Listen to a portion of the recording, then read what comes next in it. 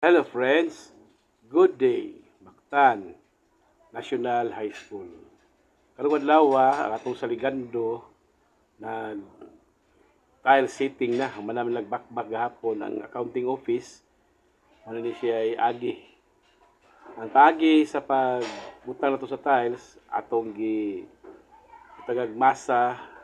Ang masa na ay waterproofing. Yan, ang ilawom sa tiles ato pong gipabutangan og adhesive. Ya, gi katag butangan tubig ang adhesive, katag dayon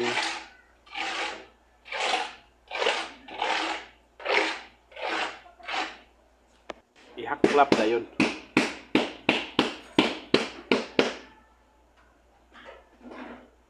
Ayong pagka bastada. Daghang salamat sa tong imuwi kay may tong gigasto aning dapita.